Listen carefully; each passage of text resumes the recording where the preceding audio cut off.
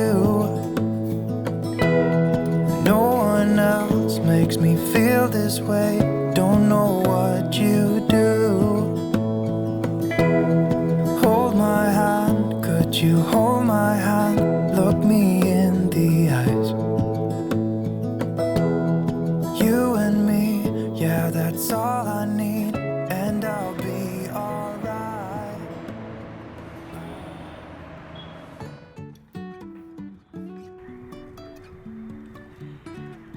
Hello everyone and welcome back. Life has been extremely busy over the last couple of months and it feels like it's taking an eternity to settle down in this new city. Technically, it's been 2 months in this house, but these 2 months have been quite eventful. The settlement phase, kitchen renovation, house help search, festive season, kids' exams, and seasonal sickness all took turns, and I was all over the place. Between all this turmoil, figuring a routine for myself seemed like a far-fetched dream. It was also the reason I couldn't post regularly. As much as I missed making videos, I decided to prioritize my family's and my own basic needs. Today was the first day in months that I took time for myself to exercise, and I can't even describe how good it felt. Afterward, I got some basic chores done. Today's agenda was as minimal as it could be, starting with cleaning my work desk to motivate myself enough to get back into working in full swing. We get up and start from the ground. And I really wanna know if I'll ever figure out where the road goes. Even if I'm falling down, I will keep on searching for my highs. You can say I lost my mind, I will keep on holding my head high. Even if the sky is falling down, even if the sky is falling. Unlike previous times, this shift felt particularly demanding to me. I was just focused on ticking off my to-dos, not realizing that my body needed rest. It's been a while since I took proper care of my skin and body because there was so much to do. But I feel it's high time I change my focus. We all know that housework is a constant loop, and often we forget that getting stuck in this loop is a health hazard. As a housewife, I have my duties which I carry out diligently. But always prioritizing work over health is, in a way, betraying ourselves as a human beings. This betrayal might seem forgivable at the moment, but we could end up paying a much higher price later to mend things. So, if you are a woman in your 30s or 40s, I highly suggest you prioritize your health. Take a 20-minute walk daily, make sure you're getting your protein, schedule that pending medical checkup, start supplements if necessary, and see a doctor to balance your hormones. Just a little time spent today will not only help our future but also our family's future. I know, many of us will say we don't have time. But we can't deny the fact that we can always make time for things we know are a priority. When we don't have time, we somehow always find it for things that are non-negotiable. So, amidst all those chores, fit yourself into that routine and you will see a happier, healthier version of yourself. Karthik bought me some fresh flowers, so I thought I would replace the older ones. Delhi is entering in full winter mode and fresh flowers really help lift that winter gloom. Even if the sky is falling down, even if the sky is falling down. It was time to make breakfast. I had bought some coriander from market and left it out in the fridge which made it wilt badly.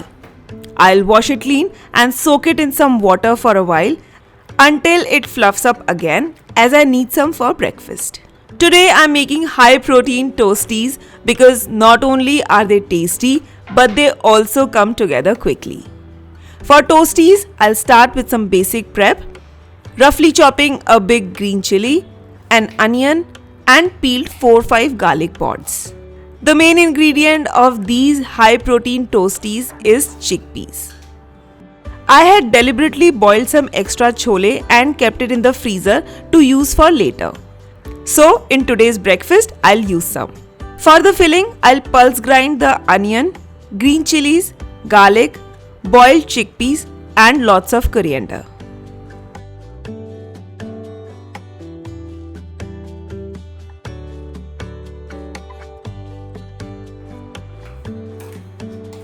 Once the coarse paste is ready, I'll roughly mash some paneer for added protein along with the boiled chickpeas. This gives a good texture to our toasties and tastes really delicious.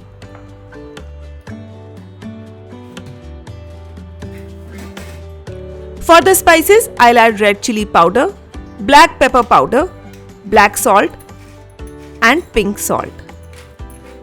And lastly, very importantly, roasted cumin powder. This is basically a version of falafel, but this time we'll enjoy it as toasties. Mix everything along with the ground paste and our filling is ready.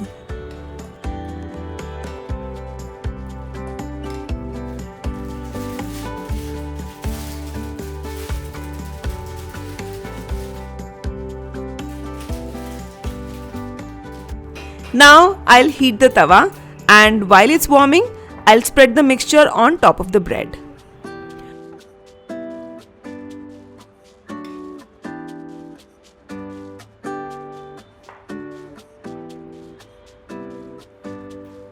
Once the tawa is hot, place the bread on it and toast the bottom side first. After a couple of minutes, flip the toasties and toast the filling side as well using butter or ghee.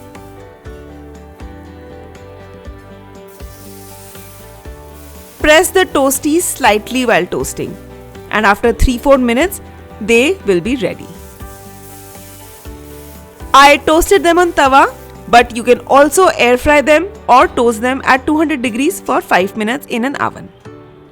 The crunchy base topped with soft, delicious and hot filling tastes amazing. Serve with ketchup or mayo and enjoy this treat while it's hot. Rutvi still has a no-no for greens, but I insisted she at least taste it. And as soon as she did, she ate it all and was super impressed by the filling. You can prepare this easy peasy filling the night before and make sandwiches with it for lunch boxes too, adding some variation to your regular tiffin boxes.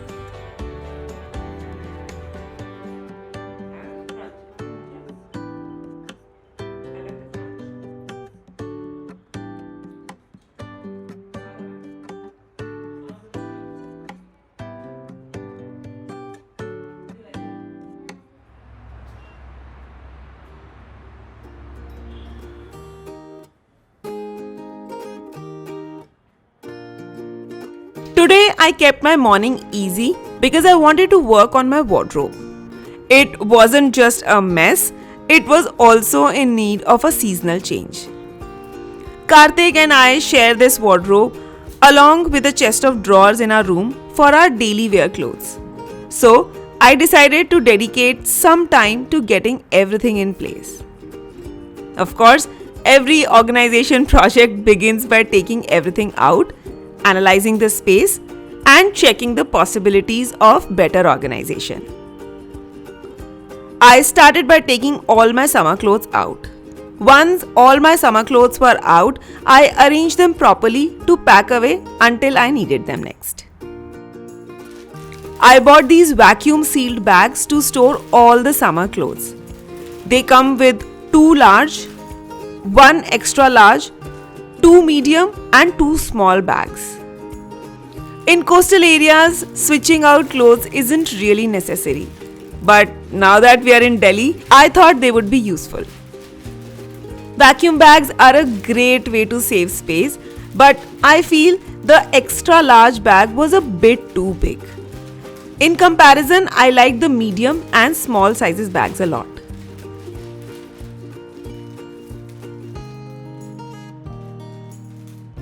When packing, though, you can't overfill them or it will be hard to seal them. But once I got everything in, creating the vacuum was a breeze.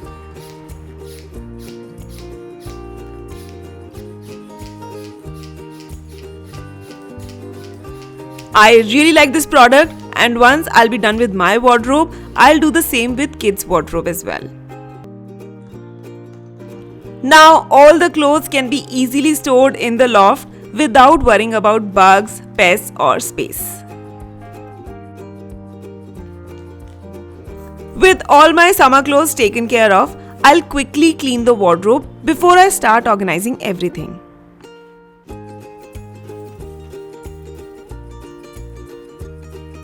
Since this wardrobe doesn't have shelves or drawers, I bought these multi-purpose drawers from Amazon to keep small clothes organized. They come as a set of 4 drawers, but I'm only using 3 as the top one is too high to reach comfortably. I used to have a set in kids' wardrobe and I like them a lot because they could accommodate a lot of clothes.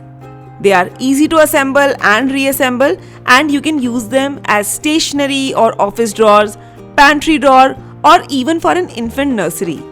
They are an excellent organizing solution for rented spaces. Next, I bought these foldable baskets for my cupboard. Since, as mentioned, I don't have drawers, I'll use these baskets as pull-out drawers in the other sections of the wardrobe. They are quite sturdy and can carry a lot of garments together. I'll place the multi-purpose drawer in the center to divide the section for my and Karthik's winter clothes. I'll hang all the pullovers in the hanger. The rod was tilted, so I adjusted it a bit to balance the weight.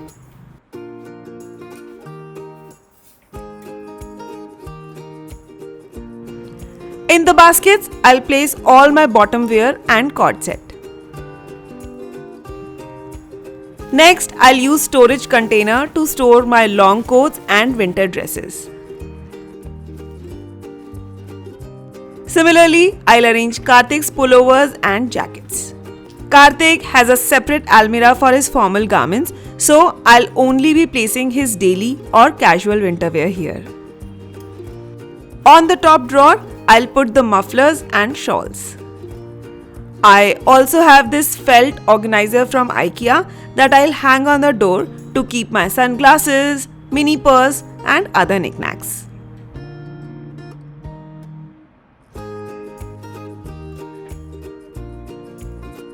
On the top shelf, I have placed the bed sheets that I use for this room. This time I have segregated the linens by room to save space and reduce confusion. On the other side, I have placed my bigger purses and my focus light. In the remaining space, I have organized my cardigans, thermals, bath towels, hand towels, night dresses, iron and other essentials. Changing out seasonal clothes felt like a big project, but I'm glad I tackled it so well. Everything is now placed according to its reach and need. It's clean, organized, and convenient to use. There is still some space left in the bottom shelf, so I'm thinking to putting my winter boots here too.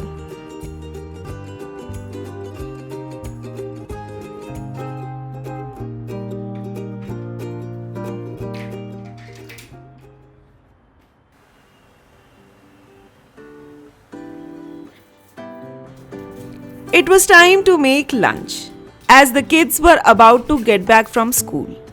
For lunch, I decided to make matar ka nimona with delicious bajre methi ka paratha. And for this, I'll start by doing some basic chopping of potatoes, onions and tomatoes for the nimona.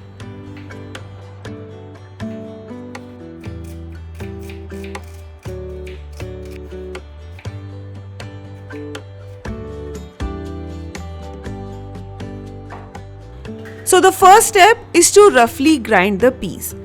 I'm using the frozen one here because I'm yet to buy the fresh lot, but you can use the fresh peas if you have them.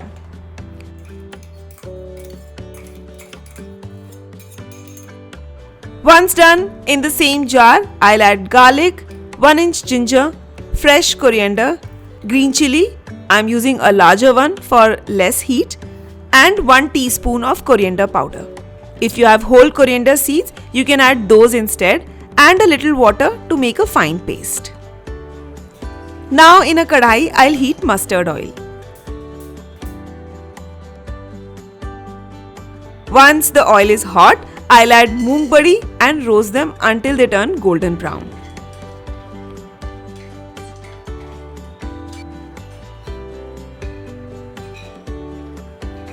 Once done, I'll add the chopped potatoes and roast them as well.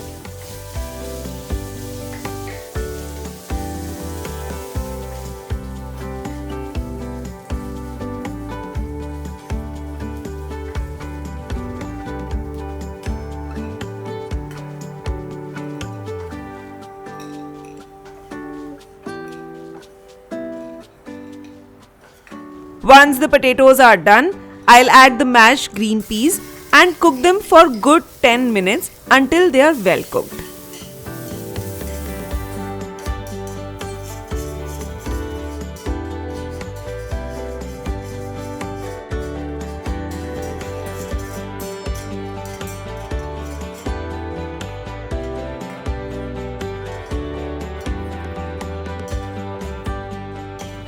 In the same kadai, I'll add 1 teaspoon of oil, crackle cumin seeds and saute onions. Once the onions turn translucent, I'll add the coriander paste and cook for a couple of minutes.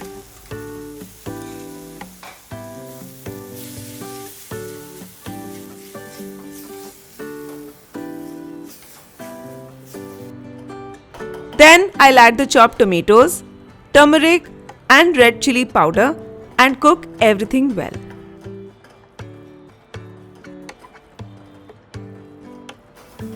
I'll add some water to prevent the spices from burning.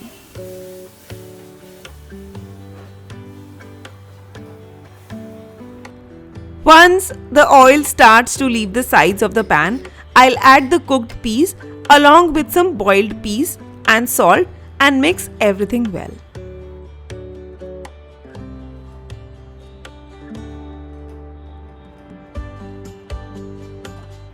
Finally, I'll add the potatoes and badi along with the hot water for the gravy. You can adjust the amount of water based on your desired gravy consistency.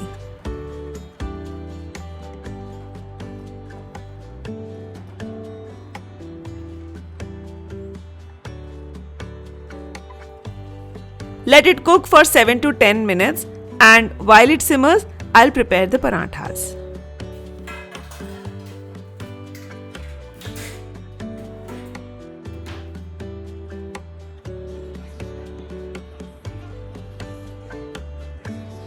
For the parathas, in 1 cup of wheat flour, I'll mix half cup of bajra flour and grate some paneer into it. This makes the parathas very flaky and soft at the same time.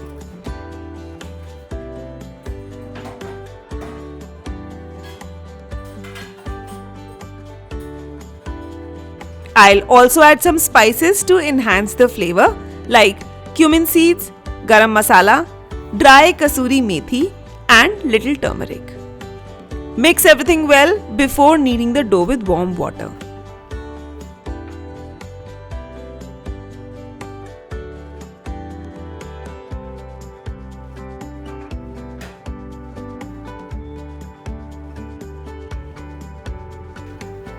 Knead the dough for a good 10 minutes to make the parathas soft and to prevent them from breaking while rolling.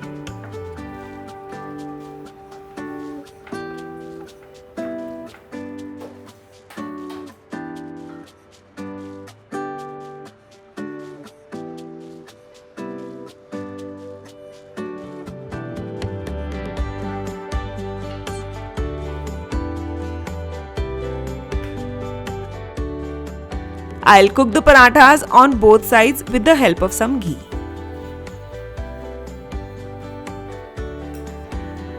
Winter brings so many delicacies and I can't wait to try them all this season.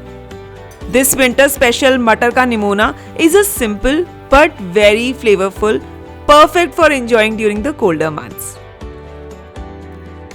Flaky bajre methi ka paratha and hot Matar Nimona are a perfect match for chilly days. I highly recommend trying this combination and including these winter specialities in your diet.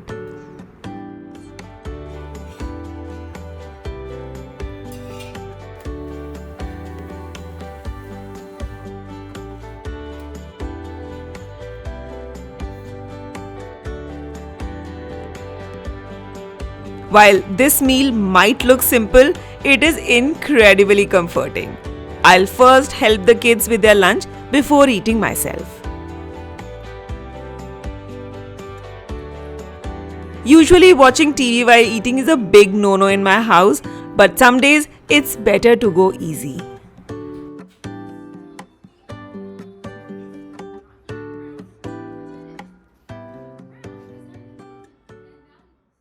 When we wake, hear the birds and see the sun.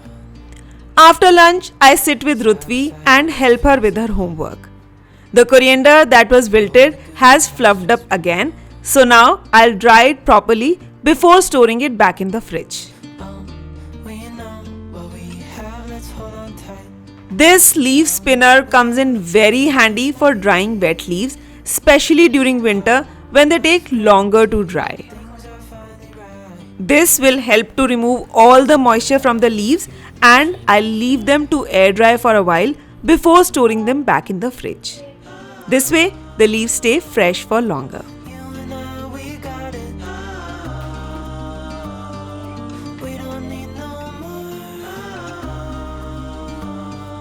Even in the hard times, you and I can weather any storm. Before I sleep, hear the crickets, see the moon. Side by side and through and through. If just storing coriander takes so much effort, imagine the time and energy that goes into everything else. And that's why we need constant reminders to selves to do as much. Because the more projects we take on, the more we end up neglecting ourselves. That's crazy, but things are finally right. I hope this video helps you find your own pace and balance in managing your home and self. Share your thoughts in the comments below and let me know how you plan to carve out time for yourself. Don't forget to subscribe to the channel to stay connected and watch more vlogs like this. Can't wait to read your comments and I'll see you in my next video very soon.